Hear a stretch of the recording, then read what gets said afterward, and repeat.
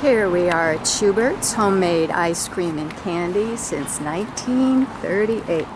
Woo! Chico, California. Using the original machines. Thank you. You're welcome.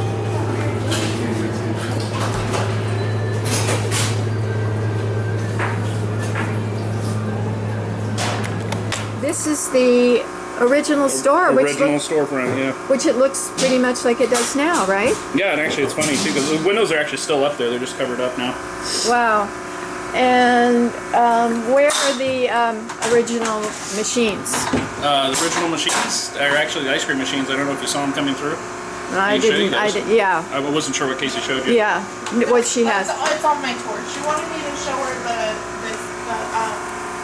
photo album. Oh, okay. Should we go look at the machines while she's getting them? So it's actually the original sink. Originally this was actually parking lot right here. The original part of the building, this was actually the back window right here. My grandfather used to tell me how they used to pull up and park right here. Oh my goodness. So the original part of the store, from what I was told, is this is where their desk was. And then there was no candy at that point. Mm-hmm. So we just had a counter. And back then this was an L counter, and this went that way also. So we had another ice cream cabinet over there too. This ice cream room right here, which these are the two original ice cream machines. Wow. So these are from 1938. Yes. Original mills. So where do you put in the ingredients? So the ice cream on these guys, you close the hopper, you pour your mix and all your ingredients in here, and inside there's some blades, and they whip and beat the ice cream. It takes about 10-15 minutes for a batch, and then you add vanilla, you'd add vanilla, strawberries, so on and so forth. So. And then is that your own mix, or can you buy it? No. Anybody can buy a mix. We use a crystal mix, and then we've got our own special ingredients we add to it to make it a little special. Right. So. And then we actually had a guy come in and tell us one time, he says he thinks one of the reasons our ice cream is so good is because they use little machines. So. That's interesting. Yeah, who knows? So, then we got a deep freeze right here. These are oh wow, really old freezer. The walls are actually 8 inches thick. Oh my goodness. So holds everything at about 21 below. Oh wow. So that's where you keep so after you make the ice cream, it comes out soft, almost like soft serve. And so it actually has to go in here and temper for one night, and then we can pull it out the next morning and let it thaw out, and it's like regular ice cream texture. So, and yeah, when they first started, this ice cream room right here where the windows are, that was the size of the room, and you can actually see the outline of it right here. So it went from right there to right here. My grandfather said, shoulder to shoulder in there when you were making ice cream. So they just grabbed this whole thing, backed it off, and then they did an addition to the back room. And, anyways. Cool. Thanks, Nathan. Yeah, I don't think we do anything else up here. Okay, Jamie's going to show me pictures, right? Oh yes. So the scrapbook is right here. And this is Mr. Shubert. This is the one that opened it. And he's no relation to your family. He's a great uncle. Oh, okay. Yep, and this is his wife. That's going to be hard to see. Here is more pictures of Schubert's. So who are these people? That is, well, hold on. I can have Nate go through this one because he knows a lot more. Hold on one second. Let me grab Nate. Okay.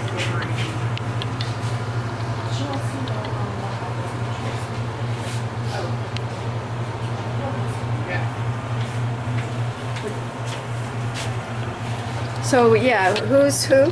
The mom, dad, and grandpa. And when was this?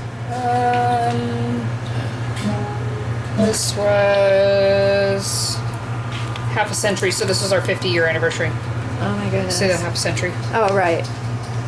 So that So would I be know what year. 38, Okay. 60, 70, 88. Okay, great. Okay, thank you. I won't take any. Kasey Pulliam-Reynold, thank you very much for talking with me. No problem. And as we're talking, what are you doing? I am dipping almonds right now. And what will be the end product? The end product will be our almond clusters that will go inside of our boxes of chocolates that will, for customers to buy, and or we sell them bulk out front if people just want to buy them and come in and buy a piece at a time. Got So it. I'm doing almonds right now. I'll do cashews later, and then peanuts. How do you do in terms of eating the goodies? Well, we all enjoy our fair share of sweets now and then. Amazingly enough, when you've been grown up around it and had it your whole life, it's not as much of a treat for me as it is for other people, but I do have my few favorite pieces, and I definitely have them every now and then, but try to maintain the girlish figure as much as I can. Absolutely. So I'm really amazed that this has been a now maybe 6th generation business. That's the most in Chico that I've come across. So your grandfather came in 1938? It was actually my great uncle, Mr. Shubert. And so he was an insurance salesman in Missouri, or Montana, sorry. He was an insurance salesman in Montana in 1938. The Depression hit. People barely had food for money for all the normal things that they needed in life, let alone insurance. So he went home to the family farm in Missouri, did one last harvest. I guess this probably would have been 37 because he came out here in 38. Did one last harvest with the family on the family farm, and had enough of cold winters and living in cold areas, and decided he was going to go to California. Didn't have anybody out here. He just wanted a change. And at the time, there was a mix company that had a deal that they would, if you bought their mix or bought their machine, they would set you up with so many boxes of mints and show you how to make ice cream. And that was the Mills Company back in the day. And so he headed out north to, west to California, and landed somewhere, I'm guessing around Wairika-ish. I don't know that he actually went up into Oregon, came down I-5, ended up on 99, and continued on through down looking at different, communities along the way. And the story goes, as my family tells me, is when he hit the Esplanade and came down the tree-lined Esplanade, he just absolutely loved it and said, "This is where I'm going to start my business." And so that's how we ended up in Chico, and we're still in the same building, in the same place, making our ice cream with the exact same machine that he got and started with in 1938. And then when did the candy making enter in? So the candy came in, I don't know the exact year, one of my aunts or uncles probably do, but I believe it was late 40s or early 50s. There was a gentleman that had a candy store downtown, and he was going to be closing up. My grandfather was just a generous and kind and loving and wonderful man. I missed the part about how it went from my uncle to my grandfather. I can go back to that. And said, hey, you're going out of business. Just come bring your candy cabinets down to our ice cream store. Throw them out front. At least sell out the rest of your candy. You don't want to lose your product. And, if you want to be here for a while, whatever, no problem. And so he came down. He brought his candy cases. And he and my grandpa ended up sharing the space. He just rented a little bit of space for my grandpa and made candy, and we did the ice cream. And I think they did that for a couple of years. And then he was ready to fully retire and taught my grandpa how to make all the candy, and he's been doing the candy ever since. And the original candy cases that he brought over from the Main Street location are still here right now in the white cabinets that we use out front for our candy. So is this your maternal or paternal relatives? It would have been paternal. So my Mr. Shubert had no children. They had 2 children, and they both lived less than a year, which in the 30s was unfortunately, semi-common. So they didn't have any children. So Mr. Schubert's wife had children, or had nieces and nephews. His nephew was Charlie, my grandfather, and called my grandfather in Missouri and said, "Hey, if you come out to California, I'll send you money to get out here, and can you come out and help me run my ice cream store?" He was actually older in life when he started the store and knew he wasn't going to be here real long and be able to do this a long time, and needed help and some younger muscle and brawn to do the job. And so my grandfather came out with my grandmother, pregnant, from Missouri. The story is she cried all the way to Colorado, leaving her family, leaving everything to come out here, pregnant with my uncle. And then my father was born, here in California and the rest of the children were all born here in Chico.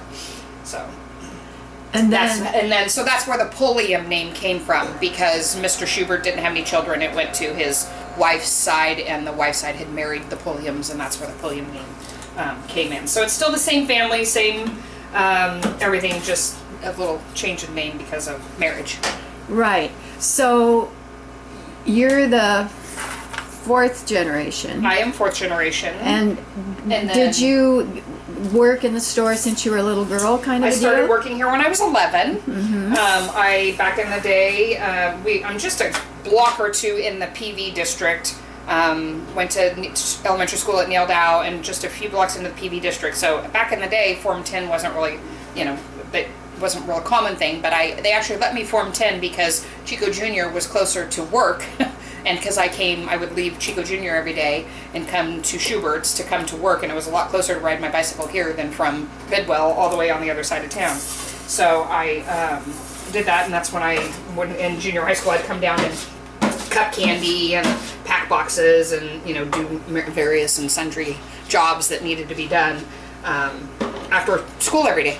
And then once I was I think teenager-ish, 15, 16, 17-ish, that's when I started being on the regular schedule and being out front and working with customers, and did that for several years. And then did you go to Chico State? I did not. I actually went directly into corporate America and decided to do the School of Hard Knocks, and went out and left the family business and did sales and marketing for Fortune 500 companies. Actually left Chico for a while and went and worked outside the area. And did some different things to expand my growth and knowledge, and eventually, after my mom passed away, came back and took over the family business. And you have a brother, Nathan, who's involved as well. Yes. You know what I found that's interesting is that family businesses, people say it's easy to work for your dad, and it's always been the dad, but siblings, not so easy, so they usually divide up who's in charge of what. Yeah. What have you found in terms of working with your brother? So my brother's actually been here the whole entire time. He never left and went anywhere. And he's just an amazing asset down here. He's super handy with his hands. He loves to work on things. He loves to repair things. And so on that note, yes, our dad was which is funny that you say that, our dad was an amazing guy, super easy to work for, just like my grandpa. Not that my mom wasn't amazing, but maybe a little bit more difficult. Her and my brother, hit heads a little bit harder. But Nathan and I have completely different jobs, not by necessarily that it was designated, you do this and you do that, but we have a completely different skill set and natural abilities to things. I couldn't repair anything probably if you needed me to. Well, I can now with YouTube, but right. and back in the old days when you had to take things apart and fix them, I couldn't do any of that, where he's amazing at that stuff. And he could care less about necessarily being out front, taking care of customers, doing PR, going and doing events, being out in the community. That's my thing. I just love doing it. I love being with people. I love the community. Right. I love all that. So it just was natural for us. We're like any siblings. We have our issues and stuff now and again. But on a day-to-day, everyday basis, we absolutely get along great and are able to, because he's doing his thing, I'm doing my thing, and we touch base in the middle and ask each other questions. But other than that, we coexist pretty well. And your daughter works full-time here. So both of my daughters do. I have two daughters. They're both here full-time. One of them is in charge of events and making ice cream, and the other one, the older one, and then my younger daughter is managing the front and all the employees and everything that's happening out front. So wow. So there's you and Nathan and your two daughters? And my husband. And your husband. Yes. What's he in charge of? Ice cream. He makes So it? he makes all the ice cream, and then my daughter, the older daughter, assists him in ice cream manufacturing. And he's also, I call him kind of shopkeeper. He makes sure everything's in stock, does most of the ordering, does, a lot of the stuff to make sure we have everything here at the shop that we need to be able to do our jobs. Mm-hmm. And then your daughter has a 10-year-old who's getting involved, so she'll be sixth generation. She'll be sixth generation, wow. Yep. That's got to be a record. Yeah, I think it is. Yeah, she's just starting now to come down every once in a while, and she'll chop up some Oreos or do something. She's just getting to that age where she's starting to be able to, stay focused long enough to actually, accomplish a job and get something done. So it's really fun to see her, and she's excited about it, and we'll see where it goes. So you have how many grandchildren at this point? At this point, 2. And they're both, one's 10, one's 11, but the other one's down in the Sacramento area. So we don't see her quite as much, and she, likely probably won't be involved being down there, but just 2 right now. Do you use the original recipes that Mr. Shubert brought with him? Yep, I do. I actually have all the original handwritten everything that he had. Of course, there's been alterations along the way, just because the products that are available now are different than the products that were available then. At one time, there was over, I believe the number is somewhere around 5,500 scoop shops in the United States, and right now I think we're down to close to 700 or 800.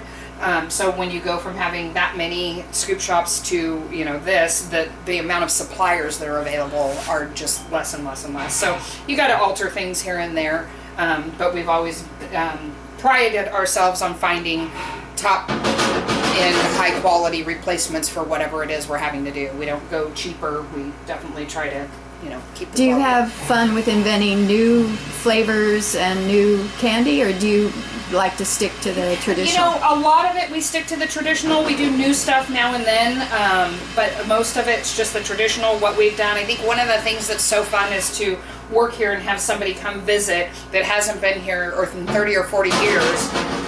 They could stop stepping on that.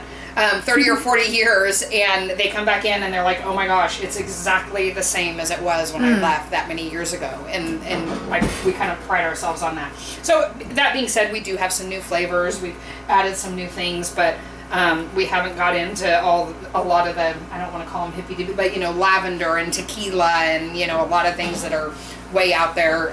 Not way out there, it's just there's other companies and other people doing that kind of stuff, so we're just trying to stick to the middle, but we do throw some new stuff in there once in a while. In terms of big supermarket chains and that kind of thing, are they not your competition? Your competition is other scoop stores in Chico. I don't. Yeah, it would be more other scoop stores and that kind of thing.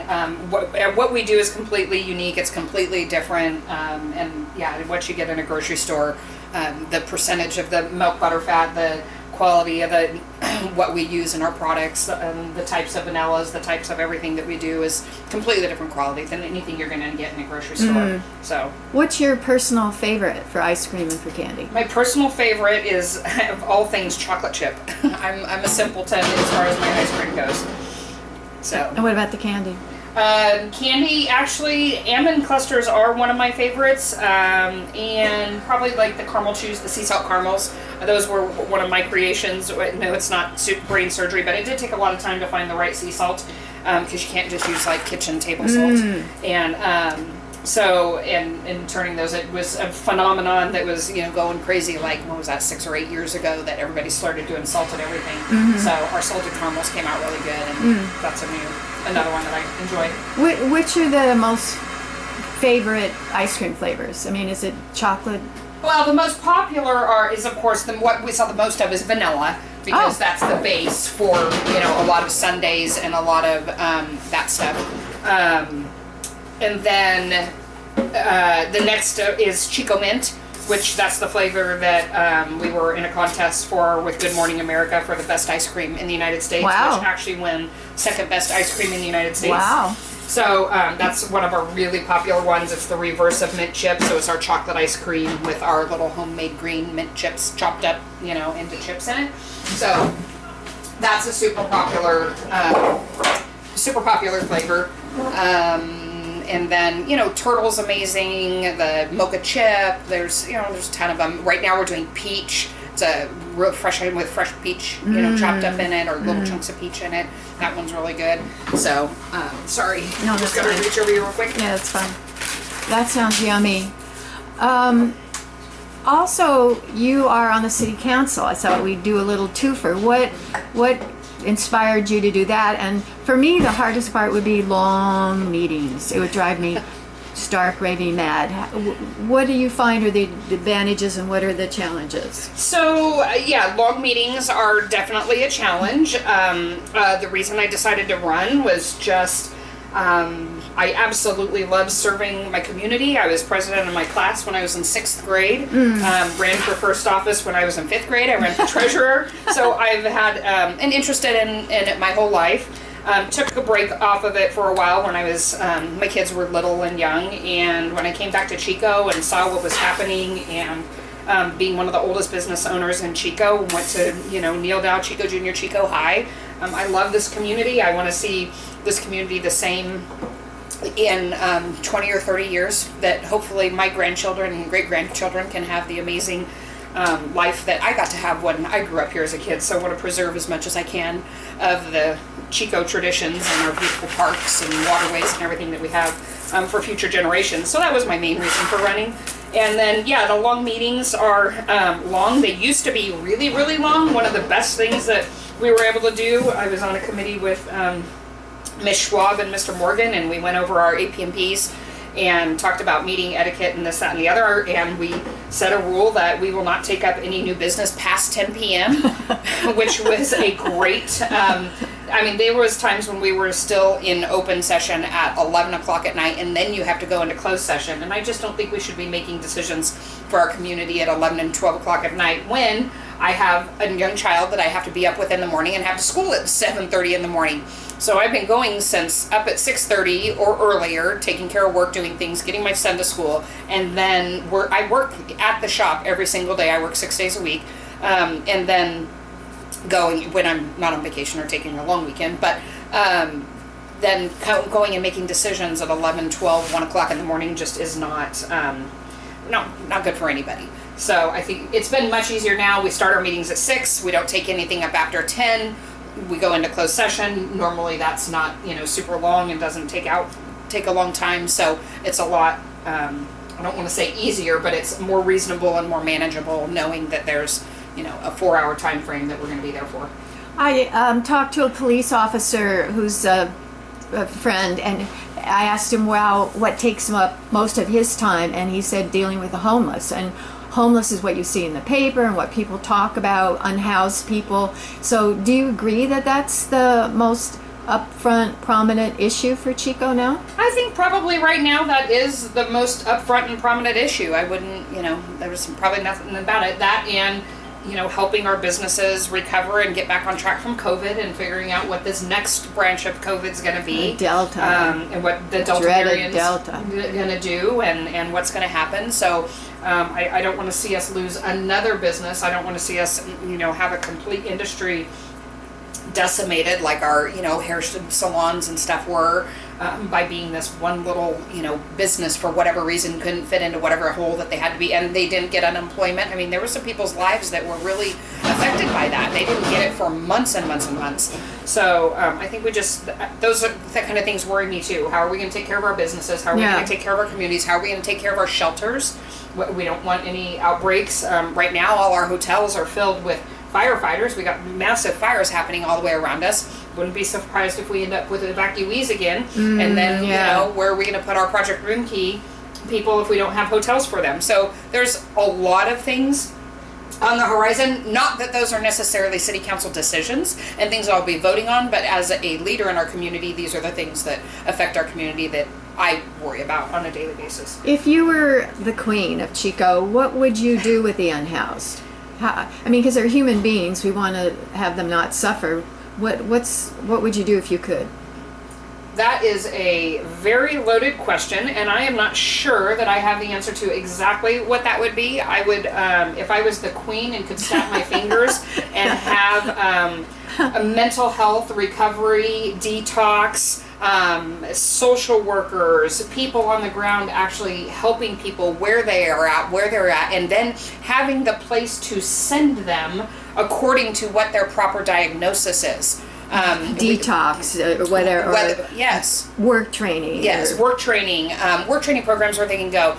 If somebody doesn't want detox, doesn't want rehab, doesn't want anything, then there's a low barrier shelter that they can go to that they can still have the best quality of life that they can possibly have there. but yet not have to be on the streets and living a life on the streets. And I think that's something that's potentially attainable, but this is not something that we're just fighting here in California, in Chico. No. This is something that's happening all over California. Right. So while we need to be, cognizant of it, we can't solve it for the whole entire state, but we do need to do what we can do to solve it and to make things better for Chico. There was a big hullabaloo about putting homeless in the airport. That would be airport area that would be too hot. What was I didn't really understand that.